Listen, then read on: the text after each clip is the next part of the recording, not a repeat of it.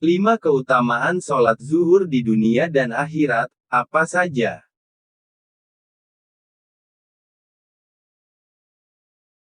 Sholat zuhur merupakan sholat fardu yang dikerjakan saat tergelincirnya matahari hingga sampai masuknya waktu sholat wajib asyar.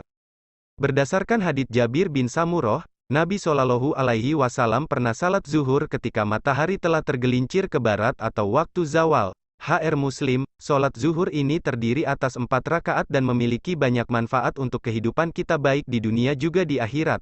Berikut keutamaan dan keistimewaan sholat zuhur dari berbagai sumber hadis yang mendasarinya. 1. Sholat zuhur merupakan waktu pintu langit dibuka.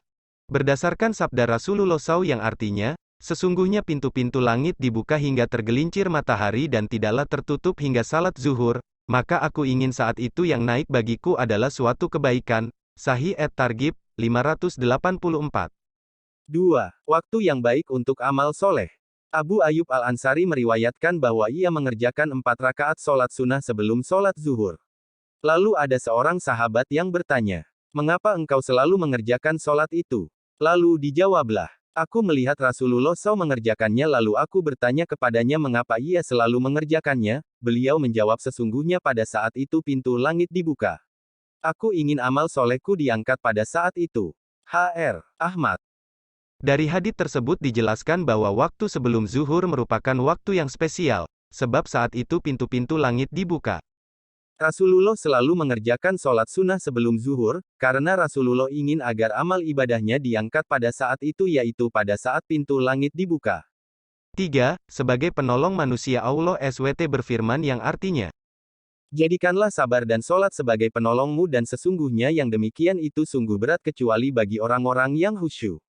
Quran Surah Al-Baqarah ayat 45. Diriwayatkan dari Hujaifah radhiyallahu anhu beliau mengatakan, Dulu jika ada perkara yang menyusahkan Nabi Shallallahu Alaihi Wasallam beliau mendirikan sholat.